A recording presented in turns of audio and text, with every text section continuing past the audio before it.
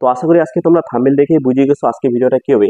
তো আজকে আমি মূলত আলোচনা করব যে উচ্চ মাধ্যমিক 2024 যে তোমাদের এবছর যে পরীক্ষার খাতা কিভাবে দেখবে এবং তার সাথে তোমাদের কারা ভালো নম্বর পাবে এবং তার সাথে এবছর সবাই পাস করবে এবং তার সাথে আরো প্রশ্ন পাচ্ছি যে স্যার আমার ইংরেজি পরীক্ষা খারাপ হয়েছে।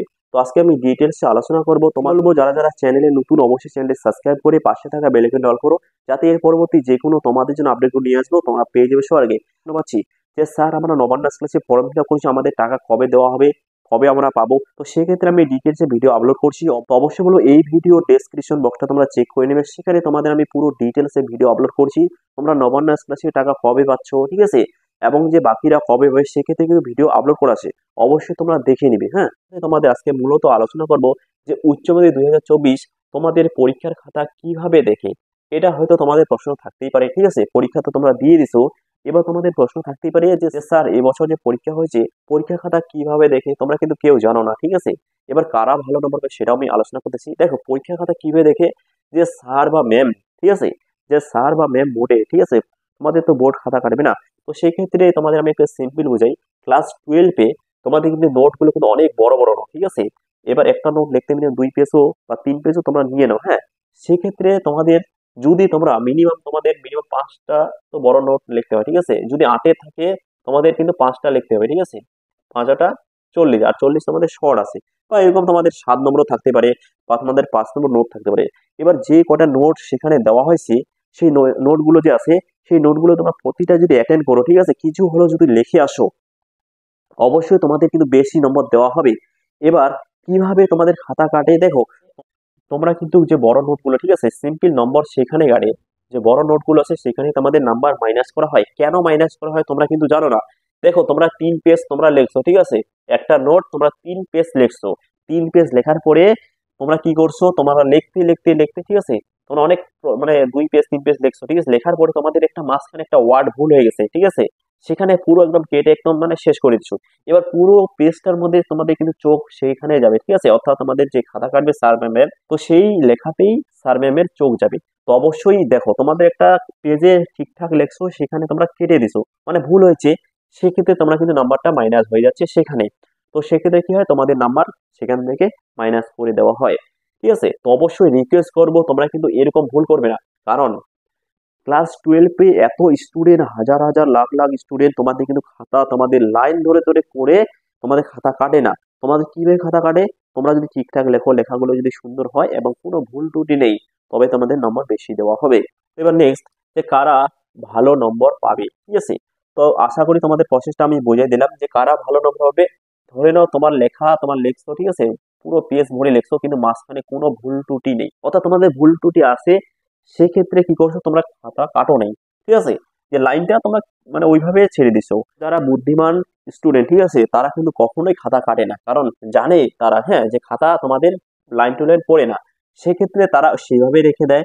সেই কারণে তাদের কিন্তু ভালো রেজাল্ট অর্থাৎ ভালো নম্বর দিয়ে তাদেরকে পাস করে দেওয়া হয়, ভালো নম্বর দেওয়া হয়, ঠিক আছে। তো অবশ্যই বলবো তোমরা পরবর্তী যে পরীক্ষাগুলো দিবে তোমরা কলেজে দাও, বা তোমাদের রিকোয়েস্ট করবো অবশ্যই তোমরা কিন্তু খাতাগুলো যে ভালো করে তোমরা লিখবে, লেখার পরে তোমরা কিন্তু নম্বর গুলো যে আছে সেখানে অবশ্যই তোমরা খাতার মাঝখানে যদি কোনো ভুল ত্রুটি হয় তোমরা কিন্তু কাটবে না। যদি তোমরা কেটে দাও অবশ্যই তোমরা কিন্তু তোমাদের মাইনাস করা হবে নাম্বার, ঠিক আছে। কাদের ভালো নম্বর দেওয়া হয়, একমাত্র তাদেরকে দেওয়া হবে যারা প্রতিটা প্রশ্ন, ঠিক আছে, প্রতিটা প্রশ্নের টাচ করছে, ঠিক আছে, প্রতিটা প্রশ্নে তারা কিছু হলেও একটু হলেও লেখার চেষ্টা করছে। সেক্ষেত্রে স্যার ম্যাম গুলো চায় যে প্রতিটা প্রশ্নে যেন ছাত্রগুলো দিতে পারে বা লিখতে পারে, সেক্ষেত্রে তাদেরকে অটোমেটিক বেশি নম্বর দেওয়া হয়। এবার কাদের কম নম্বর দেওয়া হয়, যারা কিছু লেখে নেয়, ঠিক আছে। এবার ধরে নাও তোমরা 5টা প্রশ্ন আছে, 5টার মধ্যে 3টে লেখছো, অনেক ক্ষেত্রে, ঠিক আছে, 3টা বা 2টা লেখছো, সেক্ষেত্রে তোমাদের কিন্তু তোমরা আরো 2টা প্রশ্ন ছেড়ে আসছো, সেক্ষেত্রে তোমাদের কিন্তু নাম্বারটা পুরোপুরি মাইনাস হচ্ছে। এবার কোনো কারণে সেই নাম্বার অর্থাৎ তোমাদের যে 2টা প্রশ্ন দিছে সেই 2টা প্রশ্ন যে ছেড়ে আসো, সেই 2টা প্রশ্ন যদি তোমরা ঠিকঠাক ভাবে কিছু হলো সেই প্রশ্নটা ধরে ধরে যদি লিখে আসো না, কিছু হলো তোমরা সেখানে মিনিমাম নম্বর পেয়ে যাবে। তো এরকম অনেকে ভুল করে, তোমরা অবশ্যই এই ভুলটা করবে না। তোমরা অবশ্যই সেই প্রশ্নগুলো কিছু কিছু হলেও তোমরা বানায় বানায় লিখে আসবে। অনেকে ছেড়ে আসে, সেই কাজটা করবে না। তোমরা যদি সেই প্রশ্নগুলো টাচ করে আসো না, মিনিমাম তোমাদের নাম্বার দিয়ে দিবে।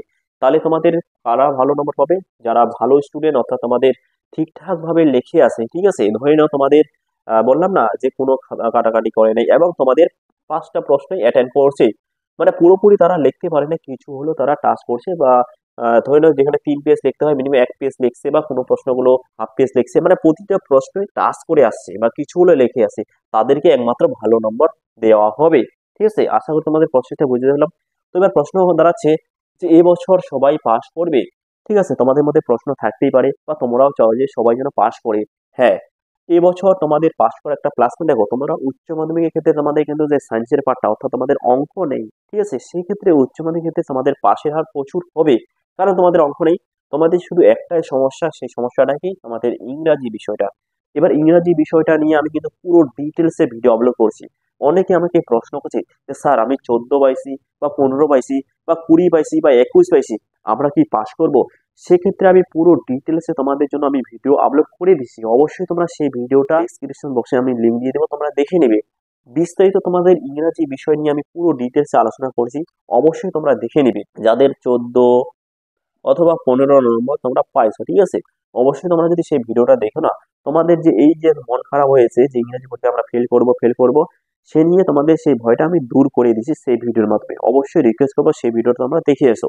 এবং তার সাথে তোমাদের আরো নেক্সট আমি খুব তাড়াতাড়ি তোমাদের স্কলারশিপ নিয়ে ভিডিও আপলোড করব, এবং তার সাথে তোমাদের আর একটা ভিডিও আসবে যে উচ্চ মাধ্যমিক 2024-এ অর্থাৎ ফার্স্ট ডিভিশন পেতে গেলে তোমাদের কত নম্বর লাগবে, এবং সেকেন্ড ডিভিশন কত নম্বর লাগবে, এবং থার্ড ডিভিশন কত নম্বর লাগবে, সে নিয়ে আমি খুব তাড়াতাড়ি তোমাদের ভিডিও আপলোড করবো, অবশ্যই সেই ভিডিওটা দেখে নিবে। তো আশা করি তোমাদের প্রসেসটা বুঝতে পারলাম। আর ভিডিওটা বাড়াচ্ছি না, আমি এখানে শেষ করি। অবশ্যই বলবো ভিডিওটা যদি ভালো লাগে লাইক করো, চ্যানেলে নতুন হয়ে চ্যানেলটি অবশ্যই সাবস্ক্রাইব করে রাখো, আর অবশ্যই বলবো তোমরা অবশ্যই ভিডিওটা শেয়ার করে প্রত্যেককে জানাই দাও। ধন্যবাদ, ভালো থেকো, সুস্থ থেকো, দেখা হচ্ছে পরের ভিডিও।